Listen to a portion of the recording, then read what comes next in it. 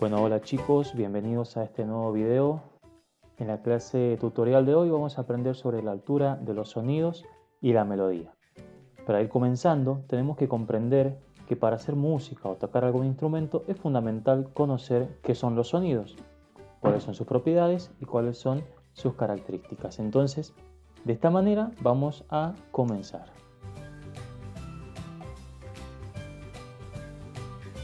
En esta primera etapa les voy a hablar de los sonidos como fenómeno físico, no tanto del aspecto musical, sino más bien desde el sonido como se entiende como fenómeno físico. Por eso podemos decir que los sonidos son vibraciones que se propagan por un medio elástico y que producen una sensación o impresión en nuestro oído.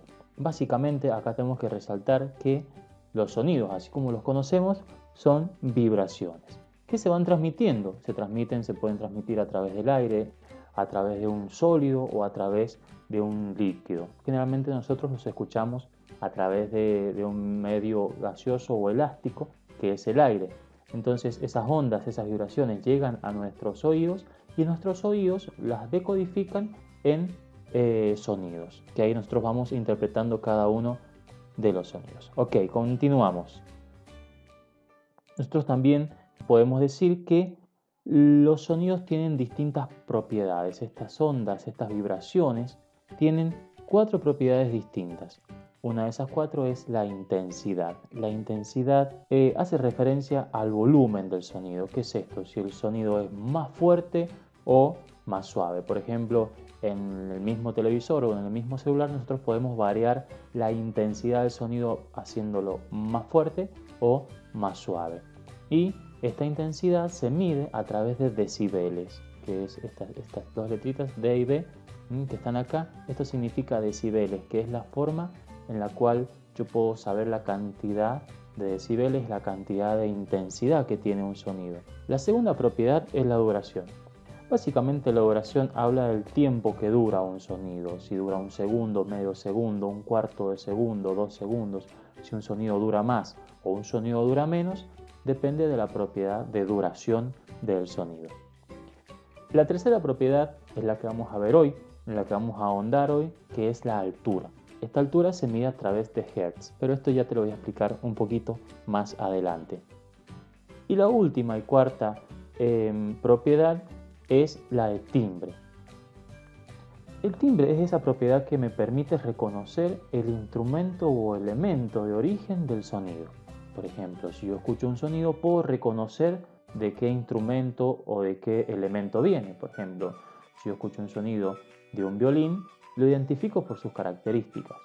Y de la misma forma, si escucho el sonido de un bombo o un tambor, también los reconozco y no los diferencio porque cada uno tiene su timbre. Ok, continuamos. Como les dije recién, una de las propiedades del sonido es su altura o su tono. Como lo vemos acá, la altura o tono de los sonidos depende de la frecuencia del sonido. ¿Qué es esto de la frecuencia? La frecuencia es la cantidad de veces que vibra una onda sonora por segundo. La frecuencia se mide en hercios o hertz. ¿Qué es esto? Una onda sonora produce vibraciones, dijimos. Bueno, la cantidad de veces que vibre esa onda sonora en un segundo va a ser su frecuencia.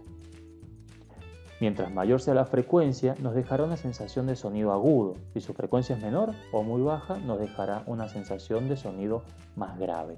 Por eso nosotros podemos decir que un sonido es como más fino o más grueso, más agudo o más grave con relación a su frecuencia. Ahora lo que vamos a hacer es pasar a un generador de tono para que vos vayas escuchando de qué se trata esto, porque hasta ahora solamente te lo he contado, pero ahora me interesaría mucho que vos lo escuches. Ok, lo que tenemos acá es un generador de tonos. ¿Qué es esto? Esto es una página web que lo que me hace es me emula, me genera un tono. Yo le pongo la cantidad de veces que quiero que vibre ese sonido por segundo y lo que hace es reproducirme cómo sonaría.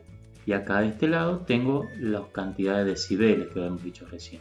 Si va a sonar muy fuerte o va a sonar muy suave, dependiendo de la cantidad de decibeles que yo quiera ponerlo. Yo lo voy a dejar con los decibeles aquí. Entonces, vamos a probarlo en una frecuencia de 440 Hz para ver cómo sonaría.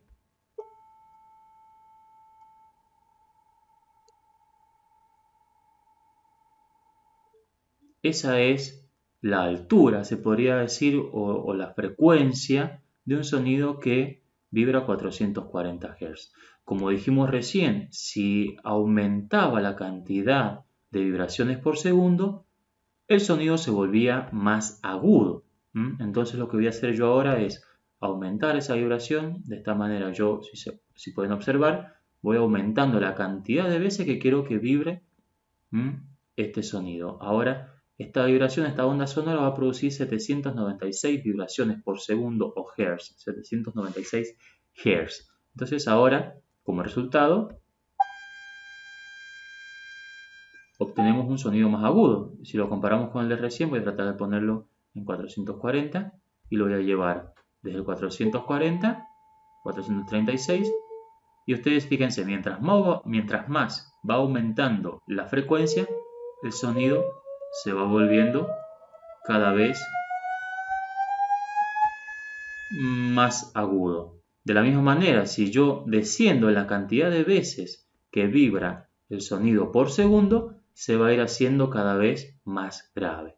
Y eso lo escuchamos, lo dejo otra vez en 440 para que salgamos del punto medio, más o menos aproximadamente, y nos vamos desde el 440 para abajo, y ustedes van observando cómo el sonido se va haciendo cada vez más grave.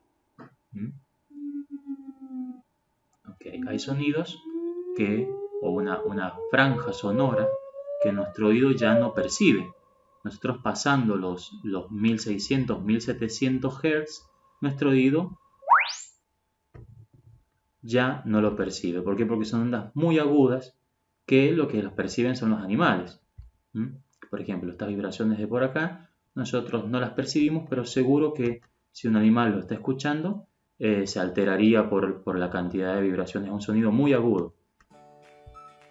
Bueno, ahora vamos a hablar de la altura de los sonidos, pero desde el aspecto musical, no tanto del aspecto físico como fenómeno físico que lo estábamos hablando recién, sino desde la música, que es lo que a nosotros nos interesa. Entonces nosotros tenemos acá varias cositas importantes. Según Silvia Malbrán, estudiosa de la música, dice que la altura es esa cualidad que hace que un sonido resulte grave o agudo respecto del anterior. Es una definición un poco más sencilla que dice esto. Lo importante es resaltar que es una cualidad de la música. ¿Qué hace esto? Que un sonido sea más grave o más agudo, que es lo que estábamos diciendo recién. El sonido puede ser agudo o grave, pero de forma relativa, o sea, depende de otro sonido. Un sonido en sí, por sí solo, no es ni agudo ni grave, sino que depende de otro como para tener esa comparación. Se podría decir que en este caso la altura es relativa, dependiendo del siguiente sonido. Lo vamos a ver de esta manera. Por ejemplo, el sonido A vibra 440 veces por segundo, que sería este sonido de acá. Voy a tocar de vuelta. Este sonido vibra 440 veces por segundo, 440 Hz. Y el sonido B vibra 662 veces por segundo. Acá a simple vista, antes de tocar el segundo sonido, antes que vos escuches el segundo sonido, ya podés deducir que hay uno de los dos que vibra más veces que el otro. O sea, hay uno que tiene mayor cantidad de vibraciones que uno. Por ejemplo, el sonido B vibra 662 veces y es mayor que el sonido A que vibra 440 veces. Entonces, según la definición, mientras más veces vibre un sonido, va a ser más agudo. Y mientras menos vibre, va a ser más grave. Por ejemplo, nosotros podríamos decir que de estos dos, el sonido más agudo es el sonido B. El sonido este de acá. Sonido B. Sonido A. A pesar de que es muy poquita la diferencia que hay, podemos decir que el sonido B es más agudo que el sonido A. Continuamos. A las distintas frecuencias en la música se les llama notas. Por ejemplo, la frecuencia 440 Hz se le llama La. ¿Qué es esto? Por ejemplo, nosotros en la música no estamos, a la hora de nombrar los sonidos, no estamos nombrando las frecuencias, no nombramos las frecuencias, no nombramos estos números tan largos, sino que directamente se les puso nombres. A cada uno de los sonidos se le puso nombres que son los que vos seguramente has visto en alguna oportunidad y son los siguientes: do, re, mi, fa, sol, la y si. Esta es la escala de los sonidos naturales. Si yo tuviese que tocarla, por ejemplo, partiría de aquí: do, re, mi, fa, sol, la, si. Y acá se da un fenómeno en la música, una característica, que la escala no termina en el si, sino que se continúa nuevamente y sigue. Se vuelve a repetir este do, pero no es el mismo, sino que es un do que va a vibrar más veces que el do anterior. Acá tenemos las distintas frecuencias. Cada uno de estos sonidos, como hemos visto, tienen su frecuencia, partiendo desde el do, re, mi, fa, sol, la, si, y vuelve a tocar nuevamente un do, pero no es el do 4, sino que ya es el do 5. Ha tomado una escala nueva, que va a ser do, re, mi, fa, sol, la, si, pero de la escala número 5, porque esta es la escala número 4, que serían mucho más agudas que la anterior. Por ejemplo, si yo toco el do 4, comparándolo con el do 5, que no está acá, podemos decir que el do 4 es más grave que el do 5, que es más agudo. Continuamos. Ahora viene una parte muy importante de la música, que es la lectoescritura. ¿Qué es la lectoescritura? Es la capacidad de registrar todo aquello que yo voy haciendo, todo aquello que yo voy tocando, todo aquello que yo voy escuchando, tengo que escribirlo. Por un motivo, para dejar registro y para compartir la música. En el caso de que yo quiera compartirle a alguien más mi idea musical o lo que he descubierto, lo tengo que escribir. Bueno, ahora tenemos la lectoescritura musical. ¿Para qué sirve la lectoescritura musical? Por ejemplo, si yo quiero decirle al intérprete o al instrumentista que quiero que toque un mi, se lo tengo que aclarar. Mediante un gráfico, yo tengo que pedirle que toque este mi. Pero ahora, ¿cómo puedo hacer para que todos los músicos del mundo entiendan este lenguaje que yo quiero que toque un mi? Se hace así. Se traza una línea y se dibuja un círculo en esta línea. Los músicos, los intérpretes y los instrumentistas van a entender que si encuentran una figura en la primera línea, sea donde sea, tienen que tocar un mi. Ahora, ¿qué pasa si yo quiero que no toquen un mi, sino que toquen un fa? O sea, la nota que le sigue. No puedo dibujarla en la misma línea porque se va a prestar a confusión. La línea 1 le pertenece únicamente a la nota mi. Ahora, si yo quiero que toquen una nota más elevada, más aguda, voy a tener que utilizar el espacio número 1. Y acá aparece este espacio. ¿Qué significa esto? Que todas las figuras, todos los sonidos que aparezcan de arriba de la línea 1, o sea, en este espacio, va a ser el fa. Si aparecen en la línea, va a ser el mi. Entonces, si yo quiero decirle a mi canción, si quiero escribir mi canción y que diga mi fa, tengo que hacer una figura en mi y una en fa. Ahora, ¿qué pasa si yo quiero decirle al músico que yo quiero tocar un sol? Tengo que utilizar una línea nueva, o sea, la línea número 2. En la línea número 2 se van a escribir todas las notas sol. Si yo quiero decirle a mi artista o a mi músico que quiero que mi canción lleve un sol, directamente lo dibujo en la segunda línea. Repasando, primera línea, todos los mi, primer espacio, todos los fa y segunda línea, todos los la. De esta manera, si yo quiero que toquen un la, se repite nuevamente esto, solamente que con el segundo espacio. Si yo dibujo una figura en este espacio arriba de la segunda línea, el músico va a entender que tiene que tocar un la. De la misma manera, si yo quiero que toque un si, tengo que dibujar una figura en la tercera línea. De esta manera yo voy dando indicaciones. Básicamente el pentagrama, este dibujo, es un mapa de indicaciones donde yo le voy dando las indicaciones de las notas que yo quiero.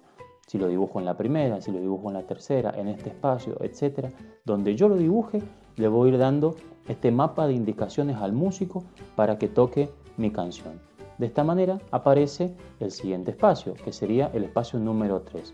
Por encima de la línea 3 va a ir reflejada la nota Do. Si yo quiero que mi músico toque un Do, va a ir la figura puesta en este espacio. De la misma manera aparece la línea 4 con la nota Re. Si yo quiero que suene un Re, voy a poner la figura en esta línea acá. Todas las figuras que vayan en la línea 4 se llaman Re. Y continuamos. Espacio número 4, ya vamos terminando. En el espacio número 4, si vos te fijas en la escala, la nota que le sigue al Re, Do, Re, Mi. En el espacio número 4 van los Mi. Pero acá vos me vas a decir, bueno, profe, pero ¿el Mi no iba en la primera línea? Sí, pero nosotros dijimos que los sonidos se van repitiendo, ¿sí? Entonces este Mi que se toca acá arriba no es el mismo de abajo, porque este de arriba es el Mi agudo y este de abajo es el Mi grave. De la misma manera continuamos. Si yo quiero dibujar un Fa agudo, lo voy a dibujar acá, que sonaría de esta manera. Y si quiero dibujar un Fa grave, lo dibujo de esta manera. Ahora, este dibujo está incompleto, todo este gráfico está incompleto, porque le falta algo fundamental que seguro que vos lo has visto en algún lugar, que es la clave de sol. La clave de sol es como el alma del pentagrama, es aquella figura que le da la altura a los sonidos. Si la clave de sol no estuviese, los sonidos no tendrían distintas alturas. Al estar la clave de sol, lo que conseguimos es que cada una de esas figuras ubicadas en las distintas líneas tengan su altura. Entonces ahora, ya para finalizar esta primera parte de la exposición del tutorial, lo que vamos a hacer es unos deberes. Yo ahora te voy a poner distintas notas en el pentagrama. Lo primero que vos tenés que hacer es dibujar este gráfico de 5 líneas. Las dibujo bien prolija, las 5 líneas. Trato de dibujar este pentagrama. El pentagrama, si vos lo ves, esta es una forma media estilizada, pero con que vos partas de la segunda línea, lo voy a ir marcando con el mouse. Doy la vuelta como si fuese un caracol, doy la vuelta, llego hasta la línea 4, hago esta oreja y bajo directamente hasta llegar acá. Ese es el dibujo del pentagrama, trata de practicarlo. Entonces, la primera actividad, anoto, es dibujar las 5 líneas del pentagrama y la clave de sol. Y lo siguiente, la segunda actividad, una vez que ya hayas hecho esto, va a ser copiar la melodía que ahora se ve anotada en el pentagrama y decodificarla. ¿Qué es esto? Fijarme cuál es cada una de las notas.